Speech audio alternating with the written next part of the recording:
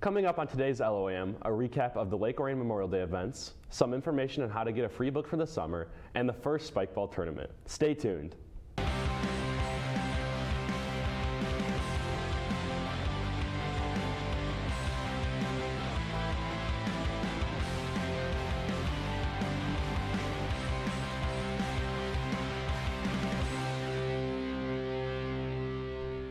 Good afternoon, Lake Orion. Today is May 30th, 2024.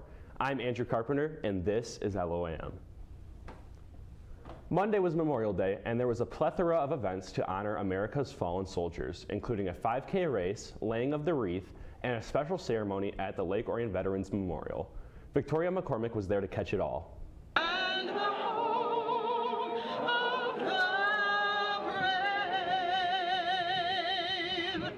Lake Orion held a special ceremony this past Memorial Day Monday in honor of America's fallen soldiers.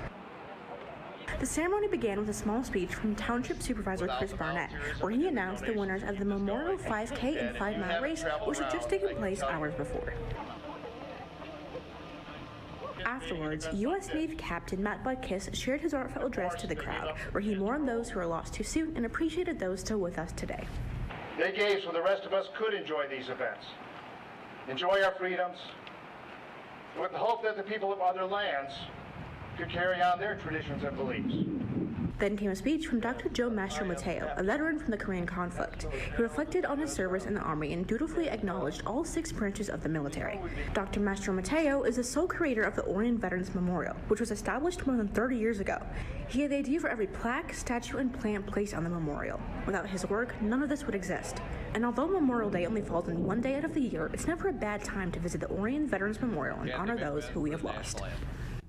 In addition to the Memorial Day ceremony, there was also a special parade held in downtown Lake Orion for the holiday. LOHS's very own marching band performed in the parade.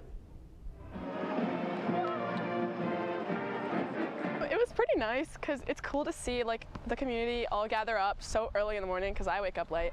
But it's really cool to see how many people just gather around to watch people walk through the street. It was really a great feeling. It's always nice to see the whole community just together, especially being a part of the parade, especially on Memorial Day, just being able to be a part of it, everybody gathered together downtown to celebrate a very nice holiday.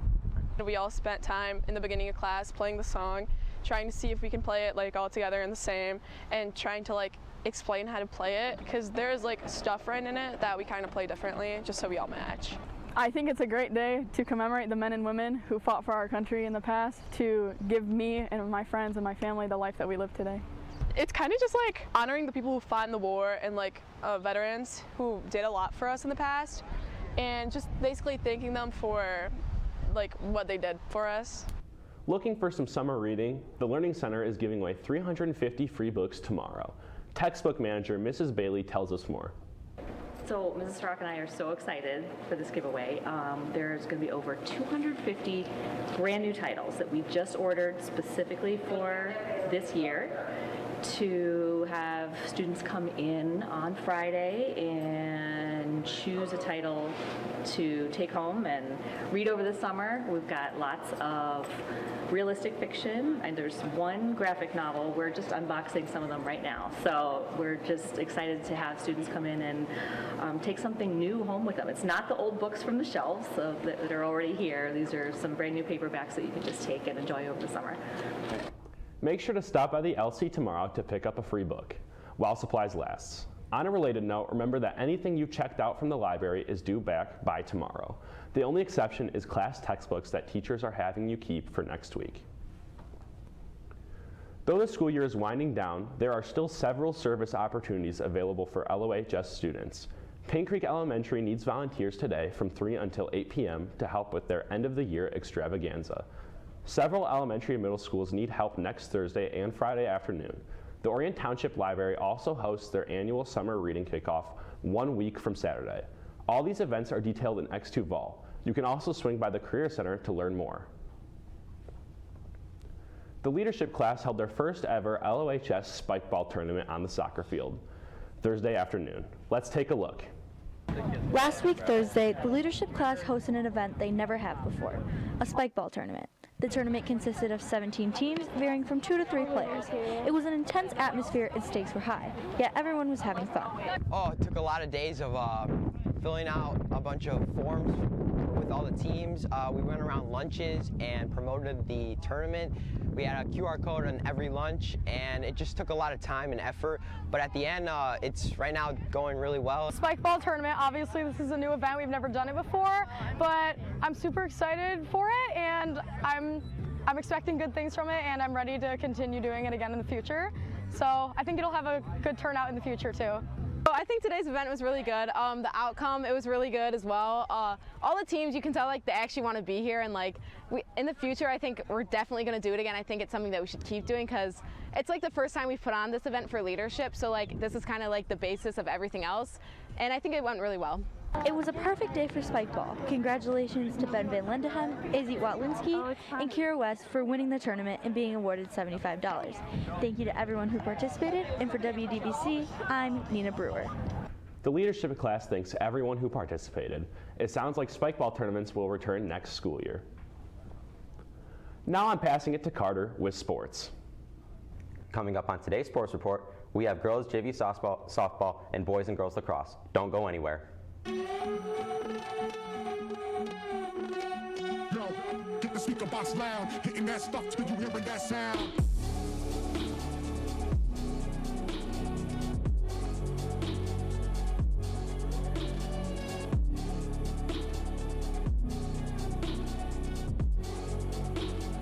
Hitting that stuff till you hearing that sound.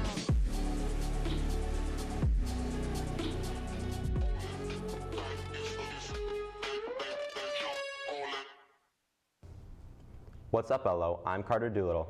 Several Lake Orion varsity teams had playoff games yesterday. In soccer, the girls faced Oxford at Davidson High School.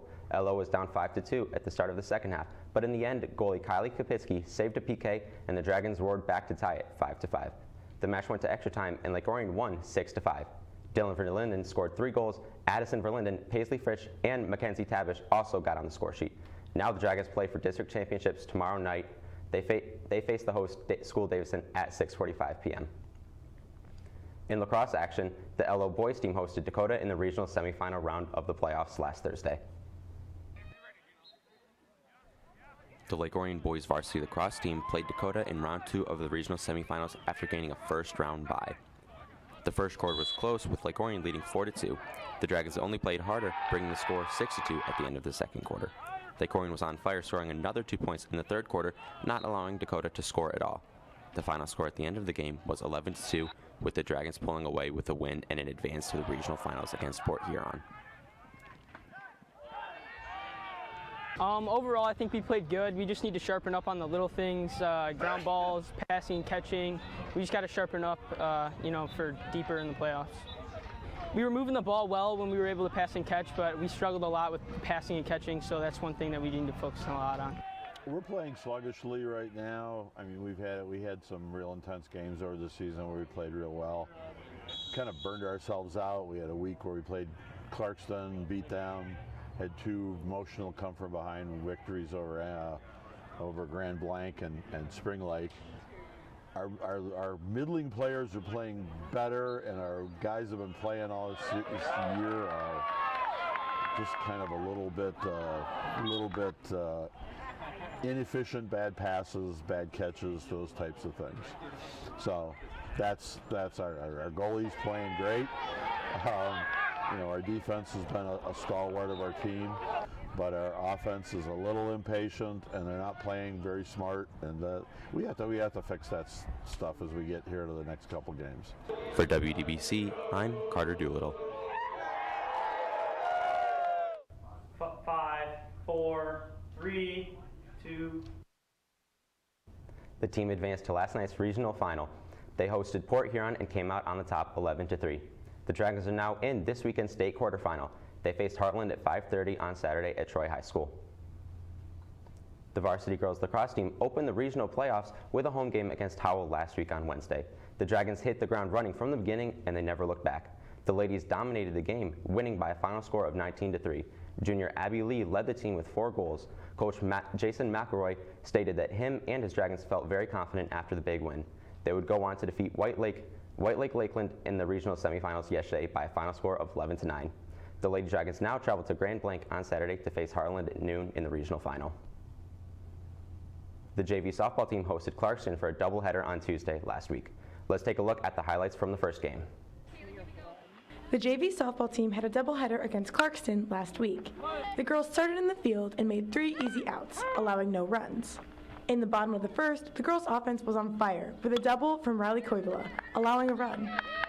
Following Riley's run, Dylan Hazen had a double which allowed the Dragons to advance again. Lily Martin scored a home run with 2 runners on base, pushing the score up to 6. The Wolves got 1 run during the top of the third, but it was quickly countered by a home run from Riley Koivula. After a double by Micah Fisher, the game ended with a score of 17-1. Yeah, definitely my hitting. It was definitely a better hitting day for me today, and even my plays at third, wasn't very many, but for what there was, it was pretty good. Honestly, I think the game went really good. We didn't really have many errors, and our running was pretty good. For WDBC, I'm Lily Hansen. After game 1 was done, the Dragons and the Wolves faced off again. Lily Hansen brings us the recap of this rivalry matchup. The second game of the doubleheader also had a strong start for the ladies, scoring 4 runs in the first inning of the game. In the bottom of the first, Dragon defense worked hard with strikeouts and groundouts, but Clarkston was given the ability to get 1 run. In the second inning, the Dragons scored 2 runs from Riley Koivula's double. The Dragons were able to counter the Wolves' mistakes.